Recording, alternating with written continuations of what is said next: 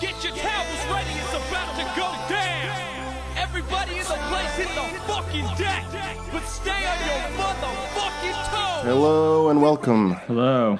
Welcome to I Am On a Podcast. My name is Camille Limick. I'm Andrew Clemes. Here we are on the show. It's our last one before the end of the year. Yeah, episode 9.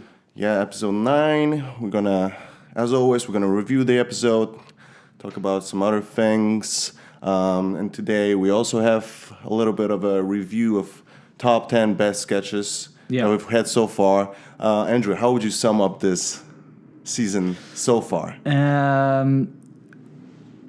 If I'm being honest, overall, not great, but with some like surprising highlights. Yeah. Like there were some hosts, some sketches that we didn't think were gonna go down so well that did. Some that we thought were going to be great that weren't. I'd say overall so far over the 9 episodes, it's been a bit subpar, but there definitely have been some highlights, some good things, and we'll cover that in the it's a top little 10 bit sketches yeah, so it's far. a little bit uneven.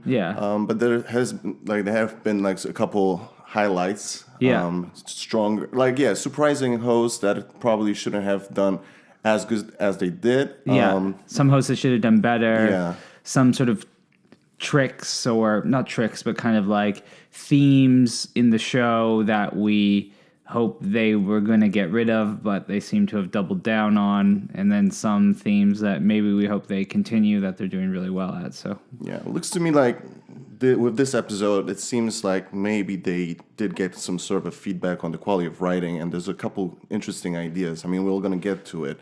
But yeah, Matt Damon. Yeah, Matt Damon. How do you feel about Matt Damon? Well, I feel good about him. I like that he was there not promoting anything. No. I mean, he was just there to be there. So, I don't know. I guess that meant it was tough to get people over Christmas maybe to do it. But he's a big star, so that's cool that he decided to come and do it. It shows that SNL still has like the cachet of, or at least they're still getting the ratings where, frankly, one of the biggest movie stars wants to come and do it, even though he doesn't have to, right? Yeah. So, I mean, I'm a big fan of his. I'm a big fan of his. Yeah, well. I don't think he can do any wrong. He's pretty sincere person. Like he kind of comes across very kind of down to earth. Yeah, you know, honest. Yeah, he never like messed up in a way like some celebrities can. You know, I mean, he has some strong political opinions. He's a smart guy, but nothing that could kind of ruin your opinion of him, right? No. He's pretty. Yeah. And obviously, we got Miley Cyrus and Mark Ronson as the musical guest. Yeah, I was super interested to hear that performance. I've got some thoughts on it when we get to it. Okay, so let's get into it. Cold open, which is called "It's a Wonderful Trump." Sometimes I wish I had never been president. A world where you were never president, eh? I think we can arrange that. We got Alec Baldwin, Kenan Thompson, Robert De Niro, Stiller, Damon, and pretty much everyone. They brought everyone. Yeah, it's a kind of. It was them tying up all the other cold opens throughout the year, bringing all their Trump characters together. Yeah, and so obviously their take on It's a Wonderful Life. Yeah, kind of a Christmas classic. So what did you think about it? I hated it. You hated it. It was the culmination of what started out as being one of the best trends of SNL over the last couple seasons that's quickly turned into one of the worst trends, which is this need to continue to bring in celebrity guests to do these cameos, particularly in the cold open, even when it doesn't really add any value, and that all it is masking bad writing or scenarios that even if there was good writing, you couldn't make funny because they were already so ridiculous to begin with. And you're just relying on the star power of those individuals, whether it be Ben Stiller or Robert De Niro or Alec Baldwin, just to keep people excited enough throughout the sketch that they don't realize that there actually really wasn't any jokes in there. They were kind of just either repeating the news verbatim, or there were, some small gags in there, but nothing worthy of being on an SNL cold open. Yeah, I wasn't a big fan of it either. I mean, I don't mind using the concept of kind of parodying A Wonderful Life. No, that's fine. It's fine. But like you said, like too many cameos. I mean, I'm kind of getting sick of Alec Baldwin impersonation of Trump. It's becoming too much to me. Especially if there's comedians who do it much better, and he's starting to do stuff with his eyes, with his mouth. His mouth is like kind of open. Yeah, most of the time, he seems like surprised all the time, and it's just I don't know. Maybe he like kind of. It's been too long. I don't know. I think is that we talked about the other week how when Kenan Thompson did his Trump impression on Them Trumps, that sketch from last week. We thought it was funny because it seemed like an original way to do Trump. Like everyone's doing a Trump impression. Like everyone has their like take on how he sounds and how he looks. And Alec Baldwin's, to be fair, when it first came out, was hilarious. It was great during the debates, the presidential debates, when he was doing Trump and Kate McKinnon was doing Clinton. Like I love that stuff. That stuff was really hilarious. But it's gotten a bit tired now. It's gotten a bit old. I think it's run its course, and I think they'd be smart to hand it off to someone else, ideally in the cast, but even if not in the cast, just to someone different, someone to put a different twist on it. He's definitely not getting the same kind of laughs he was getting last season for it. But they don't seem to want to do that. They seem to be doubling down on him as Trump. Not only Alec Baldwin as Trump, but Alec Baldwin as part of the show. I mean, we'll talk about it later, but what is he, part of the cast now? Like, it's super weird. He has to, we'll get to the sketch that he appears in, but he even seems kind of bored being there. Yeah, and we can talk about why he's in that sketch later, but it's just like, if to sum up also this half of this season so far, cold opens haven't been their thing. No. This time. I mean, with the exception of the Kanye one, I think, and the Kavanaugh hearing, not great laughs. Always too long. No, too Trump focused. And not original at all. Yeah. So hopefully something will change next season. Let's get into monologue. The monologue, which I thought it's a good example of what I think a lot of the monologues in general should be. Which is not trying to force jokes upon actors who are maybe not like that good at like doing stand-up comedy or something like that, and just going with like a heartfelt message, maybe telling their own experience with SNL, which is what Damon did, right? Yeah. I thought that was good. The only bit that I found funny, as it related to us, was that where he made the little joke about it being Beck's last episode. Yeah. Because we were saying before how we think / hope that there's going to be a turnover in the cast in the new year or sometime coming soon. And we were saying that maybe Beck Bennett would be one of the people who left. Well, they can't get rid of him now. They can't No. Clearly that was you don't make a joke like that.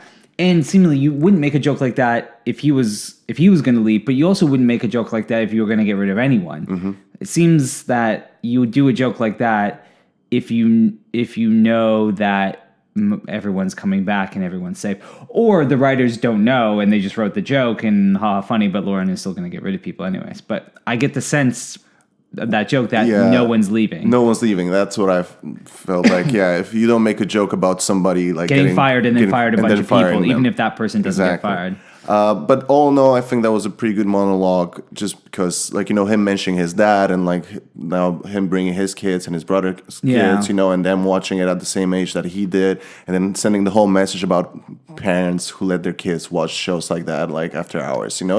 It's a good theme. It is a good theme. The only thing I question about it is it's nice once or twice, but if you do that a lot, does it make SNL feel too nostalgic, if that makes sense? Mm-hmm. Because the great thing about SNL is that while it is this sort of really long running show that has created a lot of memories for people and is really nostalgic in a lot of ways, the thing that has allowed it to keep going all the time is that it's constantly reinventing itself and it's constantly looking for new voices and it's constantly looking to see what's on the cutting edge of comedy, what's the next wave in comedy. It's constantly looking forward, right? in some ways it does look back. I mean, the 40th anniversary was about looking back, but by and large, what's made SNL successful is its ability to look forward and to kind of like continue to press forward even when audiences or critics don't like what they're doing, right? And kind of break through to the other side and then they're good again. I'm just worried, like, especially on the back of the 40th, are they spending too much time being like, oh, remember how great SNL was? Remember how great this is? All my memories from SNL. And it's kind of like, okay, that's fine. That's inherent within it. But the thing that makes it good is looking forward. But it kind of works for us because now we're going to do an extra episode kind of talking about what SNL used to be. And it was a much different show, especially in its beginning. So him talking about his own childhood memories of it kind of fits, you know. Yeah, and exactly. Like, it's gonna show, like, we're gonna show for our extra episode that like it did change a lot, you know. Yeah. And you probably have a point about it. But let's get down to the sketches. okay. I allow myself to kind of order them in how I like them. Okay. So Westminster Daddy Show. Now, what exactly is a daddy? Well, think George Clooney, but achievable. Love that. It's like we say, any man can be a father, but it takes a hot, middle-aged guy with a big job to be a daddy. We got Kate McKinnon kind of leading the way with Matt Damon. We got Adie Bryan, Alex Moffat, Chris Rad, Melissa Villaseñor, Kenan Thompson. Yeah. I really like the concept of this. Yeah. I think it's probably my favorite one, just because, I don't know, just the combination of them doing like a, what do you call it, like a dog exhibition show. Yeah, like the Westminster Dog Show, yeah. Yeah, the Westminster Dog Show, and then mixing that with kind of the image of a daddy. Yeah. You know, like the older men who are kind of like still got it, kind of a thing, and like just how they showed it with them being on a leash and like kind of like Kenan Thompson, like, you know, doing the Tweety Daddy here, Tweety Daddy here. That was the best line of the whole bit. That was the best bit. It was funny because like you get to see, so like because they kind of came in one by one, the characters, right?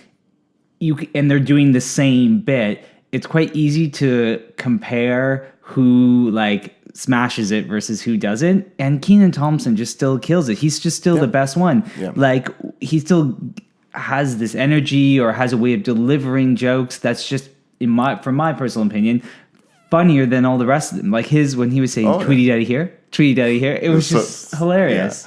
Yeah. And I think he was pretty much a part of every sketch.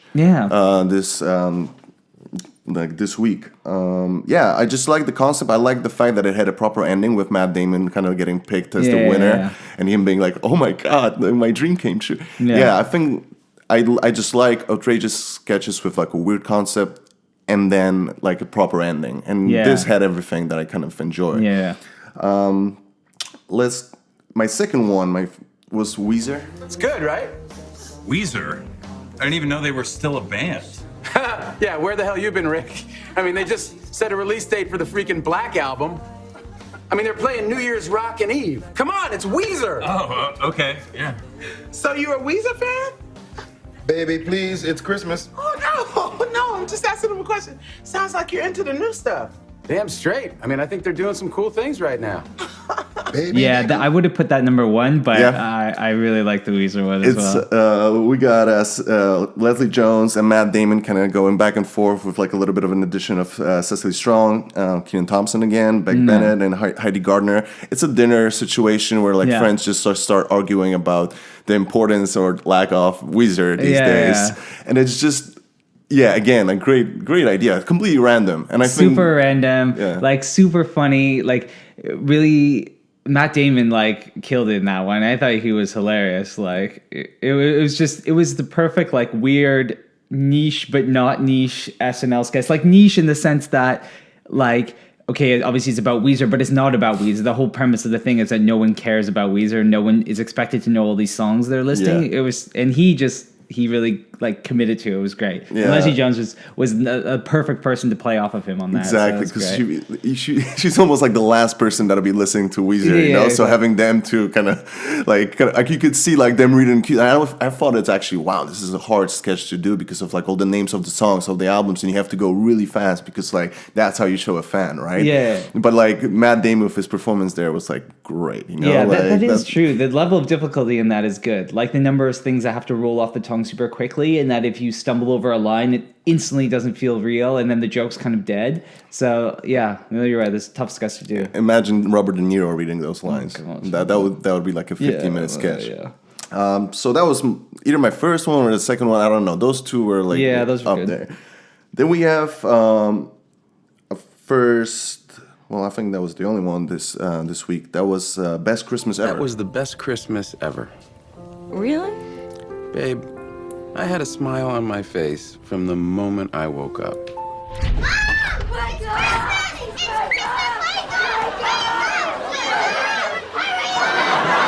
you gotta be kidding me.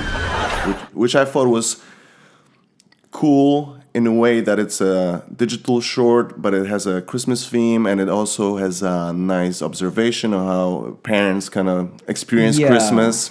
And we all experience Christmas in a way, right? So basically, the concept is that like you have Cecily Strong and Matt Damon on the couch, enjoying a glass of wine and kind of reminiscing about the Christmas they had and like being really happy about it. But then you see the reality, The flashbacks, how it really was, right? I mean, yeah, for me it was kind of funny. It wasn't really as much a sketch as it was just like a nice Christmas message. Yeah, well, SNL, that's when I told you that like when we had Halloween and they did the pumpkin patch thing, that didn't really feel for me like as a Halloween sketch. It was just like them doing like this cheap joke, and then saying like, "Oh, Happy Thanksgiving" and like Halloween or something from SNL, right? Yeah. And this time, this felt so like nice, you know, and like on point, and that like when you see like, "Oh, Merry Christmas" from SNL, like I'm like, okay, that's good. Yeah. You know, this is something that I can show my mom, you know, and she's gonna get it, you know, in a way. Yeah. So that's true. pretty good. We also had Mikey Day and A.D. Bryant in that one, and I like even like Mikey Day showed up for like a split second, just like being the brother or something, or like with the MAGA hat on. like take it off, like I will not take it off. You know? Yeah, I felt like that was pretty good. And then we have Christmas ornaments. You're one of us. The ornaments that are only seen by the wall. I'm your peer now. Take a good look at me. I'm a souvenir from a trip to Cleveland. Which is pretty much the whole, well, maybe not the whole cast, but like a big part of it. We have, again, Kenan Thompson leading the way with Matt Damon, Kyle Mooney, Melissa Villaseñor, Beck Bennett, like Mikey Day, A.D. Bryant, everyone almost, right? So the concept is just like ornaments in the back of the Christmas tree, kind of having a little chat together. Yeah, that are forgotten. Matt Damon is kind of doing his part from Good Will Hunting, and kind of doing a jab on the Weinsteins, right? Yeah, they do mention it. I mean, for me, this sketch was like, it was all right. It's all right. It was, it was just fine. Some things landed better than the other ones, right? I got nothing more to say on it. I kind of like the visual of Cecily Strong kind of like turning her head, and she's just like a burned through. Yeah. Like, I mean, it's dark, but but it's a cool like visual thing that they've done, considering that like they do it on a green screen or something like that, you know, like, and they probably put like a green thing on her face or something. Exactly, so that was pretty interesting. And then we have Jingle Bell. Jingle bell, jingle all the way. Oh, what fun it is to ride in a one-horse open sleigh. Oh, jingle jingle all the way. Oh, what fun it is to ride in a one-horse open sleigh. We're dashing through the snow in a one-horse open sleigh. O'er the fleece we go, laughing all the way. Hey, hey, hey, hey, hey, hey, hey, bells and buttons ring, making spirits bright. Oh, what fun it is to sing a sleighing song Here's tonight. what you think about that, because that's kind of like a solo Cecily Strong and Matt Damon thing. Again, like it's a funny premise for a sketch. It's a good, like, I like it. I like it as a sketch, the idea of it. But I don't know why they keep putting Cecily Strong in these positions where she has to carry the entire sketch by herself. Like, there's been a few weeks in a row now where I've been like, man, that's a funny premise with someone else. Like, I really like Cecily Strong.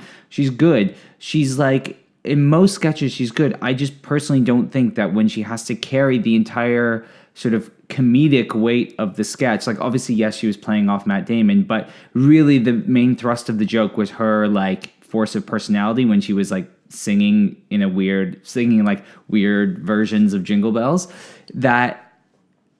It just doesn't do it for me. It's just not enough from her. It wasn't enough. I mean, I was kind of impressed by how well she was doing it. You know, that was like a little bit of her showing her actual skills, which I like. I get your point about those other sketches that she was doing over season, where like, yeah, she has to go crazy and like it's all on her shoulders to kind of make it funny. But I was impressed with her singing in a way, and you know, like Matt Damon was kind of playing like I guess like a kinky. Like kind piano player, like a Liberace kind of which is kind of funny because he was in the movie about Liberace. Yeah, he's fine. Yeah. But yeah, it didn't have anything really going for it except Cecily Strong actually putting like a lot of effort into it. And the singing, that's true. I mean, to be fair though, Melissa Villaseñor can sing, so I would have maybe liked to see her try that out or something. So that's a good point. And then, well, this is kind of personal for us because we have Happy Christmas Britain. Well, hello, my dears. Thank you so much. I'm Prime Minister Theresa May, and Happy Christmas, Britain. What a dreadful week it's been. My Brexit deal is falling apart. I almost got voted out, and no one in the world likes me at all. With Kate McKinnon doing Theresa May, Mikey Day, Eddie Bryan, and Matt Damon, obviously. So that's pretty much kind of like a talk show joke about, you know, what's happening in the UK right now with Brexit and all that. Kind of too late. I mean, maybe it's because we live in the UK and we're close to this stuff. I thought it was a bad sketch. Yeah, no, it wasn't the topic even. It was just, I guess it's, well, we are biased because we live in the UK, but I thought the impressions were pretty bad in that it just wasn't fun. I thought it was just a bad sketch. I didn't think it was funny. Matt Damon didn't really have anything to do in there. That's I think he was playing David Cameron, except his makeup, which was funny.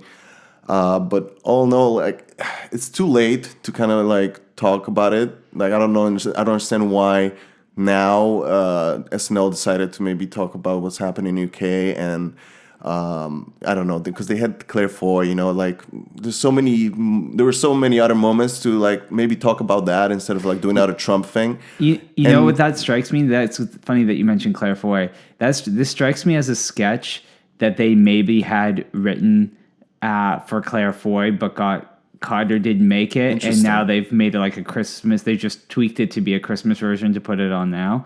Like, yeah, you're right. It wouldn't make sense to do this with Claire Foy. It wouldn't have been funny then, but it makes more sense to do it with her. But yeah, just I don't know. It didn't work. It didn't have anything going for it. Yeah, and then finally, I think that's the worst one. Cop Christmas. You're not getting any action sleeping at your sister's house. But I am. Hey, you guys are breaking my balls. Come on now. Which we have Kyle Mooney, Alec Baldwin. I guess, yeah, like you said, part of the cast now. Okay, can we talk about that? That was so weird that he was there. It wasn't even like they introduced him as a character that came out. He was just there from the beginning of the sketch. Yeah, just sitting there. And granted, there were a lot of people there, but there wasn't Mikey Day. There wasn't Pete Davidson. Like, why couldn't... We have Kenan Thompson again, Beck Bennett, Cecily Strong, Matt Damon, Heidi Gardner, but like the whole concept is just them ripping on Kyle Mooney, like being the joke of the group, but it's such a... It was so complicated and so it just went back and forth. Too many people were speaking. It was, I don't know. Like, it seems that they could have done the same thing and it would have been better if we had half as many people there. Yeah. Like, if it was like a 3-person sketch instead of like an 8-person sketch, it would have been better. And why was Alec Baldwin there? He didn't even look like he wants to be there. Like, they put him in there instead of someone else, you know? I don't know. It's bizarre because he seemed like that was out the of only place. thing. That was the only thing that made me think that, oh, maybe someone did get fired. Maybe they fired someone in the middle of the show and we're like, but put Chris Pratt or something, you know? I don't understand it. Like, yeah, or Mikey Day, or Pete Davidson, or it wasn't like he was doing some sort of really weird character that only Alec Baldwin could do. I mean, I guess he kind of has a look of a cop to him, but whatever, who cares? Put him in Kyle Mooney doesn't look like a cop, so... No, it would be way funnier if they put like if they want to have like, because I think we're supposed to play like the boss, the commissioner or something like that, right? So you get like an older actor to be like the boss, but like it would be way funnier. It's still like a pretty bad sketch, but it would be way funnier if they had like another cast member like with makeup or something to make them look older or something. Exactly. It's just very bizarre. If you want to put Alec Baldwin in the episode, maybe put him in the ornaments thing. Maybe give him like a crazy character, something. Why do you have to put him in the sketch? Well, you don't have to put him at all, but like if you actually need to or want to, I don't know. Even like Ben Stiller would be funnier there if he was in the building, Very strange. I don't get it. So, I mean, we can let's go to Weekend Update. Yeah, let's do it. What did you think about that? I thought it was great. Yeah. The best bit of the show was with them swapping jokes. Yep. That was the best. I don't know why they haven't done that before. That was really, really good. It was so funny to see them. I mean, I'm going to assume that it was genuine, that they hadn't read the jokes before and that they were reading them for the first time off the cards. It certainly seemed that way. Mm-hmm. I mean, maybe they were acting as if.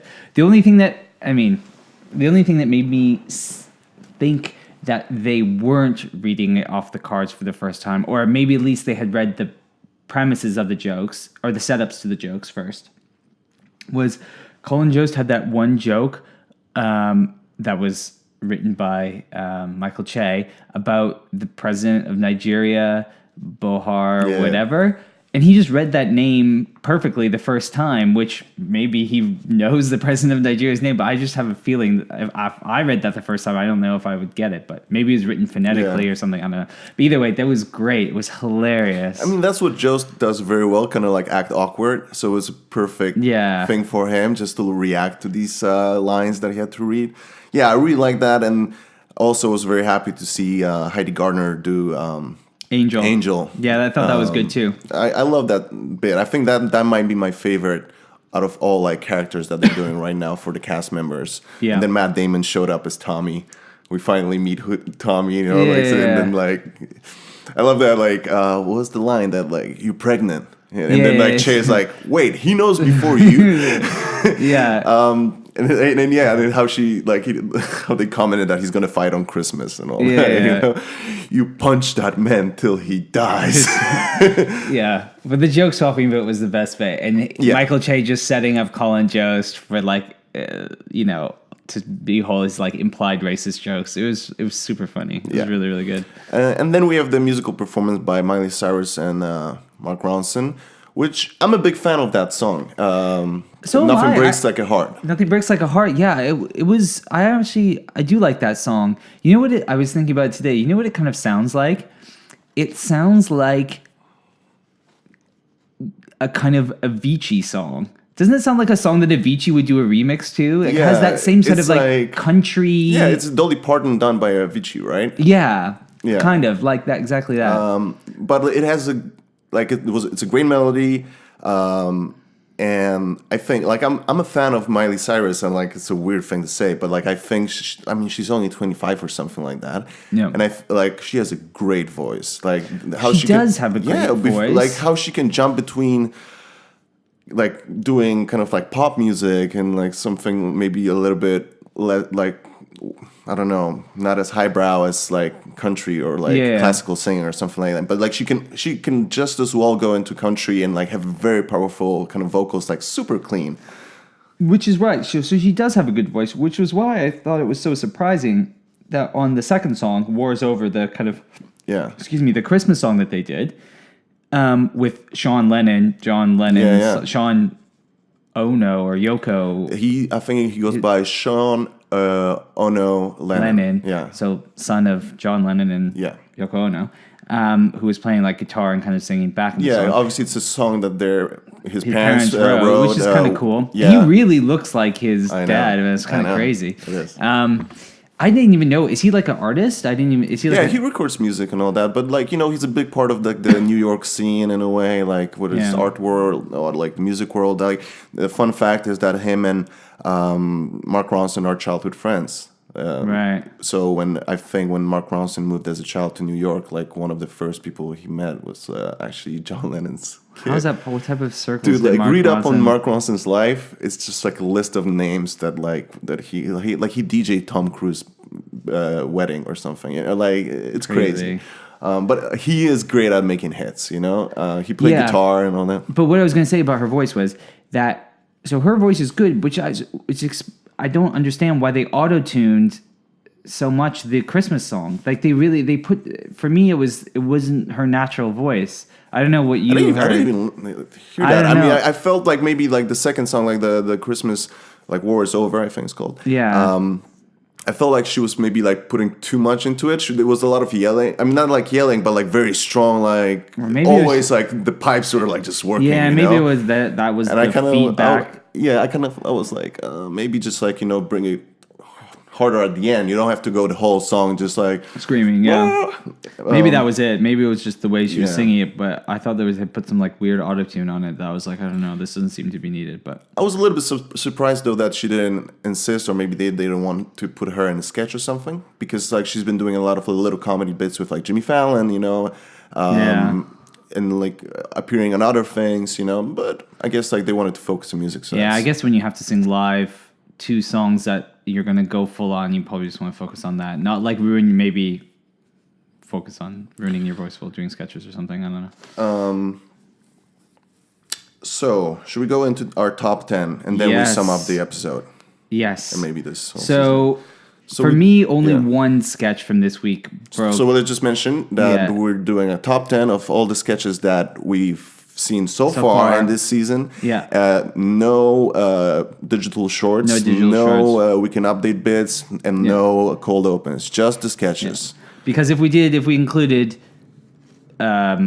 digital shorts and weekend update bits, the whole top 10 would just be those. There'd be no sketches in it. Because the digital shorts are almost always consistently funnier, and the weekend update bits are the best. It was hard for me to find these, actually. Like, I started running out. It gets a bit rough in the back end of this top 10, but we'll see. So for me, should we go from 10 to 1? Yeah, should we, like, exchange? Yeah, let's go back and forth. So my number 10, I have as Rudolph's Big Night, which is the one from last week. Okay. So that to me was fine. It was a good sketch. Mm-hmm. I thought Pete Davidson was good in that, so that's my number 10. Okay. For me, it would be probably Brothers. The one that you weren't that big of a fan of. The Step Brothers-esque kind of the kind one, of Step Brothers thing. That's probably is my number 10. I kind of listened to your opinion of it, and I'm like, it's not like we've seen Step Brothers. I just like the idea of the hose and with Liev Schreiber kind of being that in there, and like them wearing those T-shirts, just like as a physical comedy kind of a thing. Yeah. My number 9 was the Morning Joe Wedding.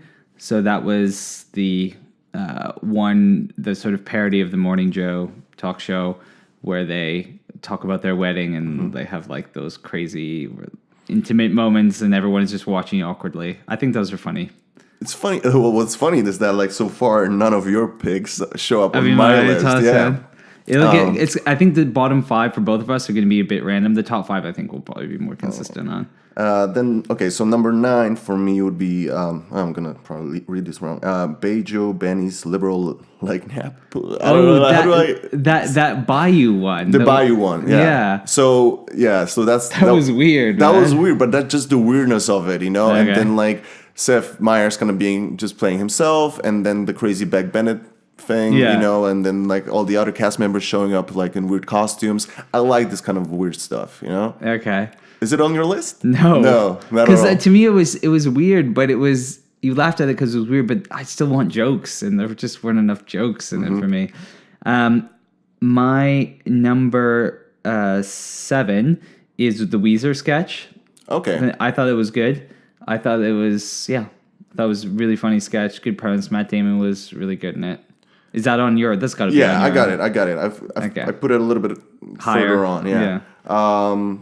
For me, I think let's go with Jail Cellmate. Oh, I have that on there a bit higher up. Yeah, a little bit higher up. Okay. I think like to comment on Cosby, that was a pretty cool idea. Yeah. Seth Meyers was good in it. Kenan Thompson did great. Another highlight for him. If anyone was strong this season so far, it's Kenan Thompson. Just For constantly like picking up the constantly being show. the best in every sketch. Exactly. There's just funny bits in it. And I think that's my number 8. Yeah, that was your number 7. Was that number 7? I think so. I'm getting lost. Oh yeah, so number 7. My number 6 is House Hunters. I have that too. I don't know if you're gonna like allow me to put it in there. Why? Because technically it's a digital short. Is it? Well, it's on tape. Was it on tape? I thought they filmed. I thought there was maybe they cut in some. I put it in there because it is like. It looked on like tape. their bit was talking live. The two of them sitting at the table. No. I don't think so. I mean, the thing is, it's filmed a little bit rough. Yeah. So that's maybe why it gives you that impression. But it's also the reason why I put it in there because it's filmed so simply. Okay. That I really I'm gonna liked keep it in there. So that's our number 6. That's right? my number 6. Yeah. I'll put it in there as well, like as my number 6. Yeah. It's like It's just a the funny concept sketch. of it, like them kind of like getting fucked over and like getting a house, like going into the invisible house in the park or something. Yeah. I just like the simplicity of it. Leslie Jones also quite a lot of like strong performances. Yeah. Number 5. So I'm gonna go with Career Day. Okay. I got it higher up. Yeah, I thought that was Adam Driver. It was his force of personality that just put that sketch through. It was the first episode of the season. I thought they came out like really strong. I thought it was one of the best sketches of that episode. Mm-hmm. I thought it was just him, force of personality, just killing it. I thought it was great. Maybe I'm putting it too high up. Probably too high up, but I got Late Night Battle, which was the one with Aquafina. And them kind of having like the battle of like kind of dancing or something, which maybe I could have had that one in which there. had a funny what's his name? The rapper was on there, like a little Future, cameo. wasn't it? No, it wasn't Future. Travis Scott, right? Yeah. He showed up a little bit. It's a nice cameo. That's like I think I laughed pretty hard at the Kate McKinnon like baby tooth line. Yeah, that's funny. I just wanted to put it like it was hard to put in any sketches with Aquafina, and I kind of felt like it was still a pretty strong episode. Yeah. But like the magician thing didn't work because they laughed through it and all that. So I felt like that was the best one. So I just wanted to put Aquafina in there, who was pretty good and charismatic. So then I have Jail Cellmate, which we've already talked about. Then I would probably put in the Weezer one there. Okay. Yeah. I have Paranormal Occurrence. I skipped on that one. Really? Yeah, because I've seen it before, and like I would put the other ones way higher, like the one with Gosling, and I don't know who else showed up on that. And there are better versions of that sketch, but I just think of all the sketches this season, that even though it was like kind of a sequel or whatever, a redo of an old sketch, I still think it was one of the better ones. But for me, my top 2, and I can't imagine we're going to be different on this. So my top 2 are, number 1, I have as Elf on the Shelf. Yeah. And number 2, The War in Words. Shit, same thing. Wait, but like, where am I putting Career Day? I think actually, do I have too many? I got, did we mention number 3? I had Paranormal Occurrences. Okay, I didn't mention mine yet. Okay, so that it. would be probably War in Words. War in Words, yeah. Which we can say now that cool concept. Mikey Day's doing great. Claire Foy could like kind of like do her British thing. Yeah. Like just good concept based on like something very classic, which is like the love letters from the army or something. Like good writing, and requires like a very specific type of delivery, like a very like kind of subtle but exaggerated kind of delivery with really good writing, because it's basically all in their tone of voice, right, and how they and the little subtle looks that they give. So it was I thought that was a really good one. And then I have Career Day. Yeah. Which like you said, very good performance from Adam Driver, and like the whole like look at me boy. I love it. I can quote that and stuff like all day. And then Elf on the Shelf. Elf on the Shelf. That was the best one. That was the best one. Yeah. It was the one where I laughed the hardest. So if I'm judging just by how much I laughed during the Yeah. sketch, Elf on the Shelf was the best one. So, summing that up, which one was your favorite episode so far? Top to bottom, it's got to be the Seth Meyers episode. I just think it was. We said it at the time. It was the highest. Had the highest average of quality. I guess we want to say that throughout all the sketches. Yeah. But the Jason Momoa one was the one I was most surprised about, and it's the one that is producing like the best. I'm exactly the same. I would like pick Jason Momoa, just because of the surprise factor and the energy thing.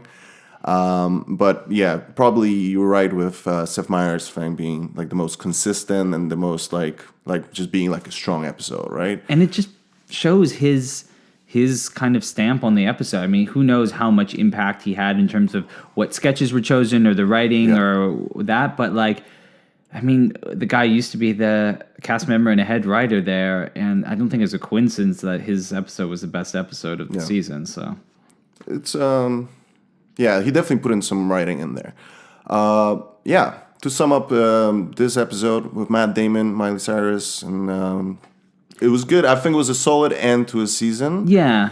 Not the best one. No, but when they're forced to write all Christmas sketches, you know, some are going to be less good than others. But overall, I thought it was good. I thought Matt Damon was a good host. I'd like to see him back. He gives a lot in his performances. The Weezer sketch was one of the best of the season. So, yeah, I'm happy with that. I thought it was great. Cool. So I guess we're wrapping it up with wishing everybody a Merry Christmas. Merry Christmas, and stay tuned to a special episode coming in this feed. Till next time. Happy New Year and Merry Christmas. Bye. Bye.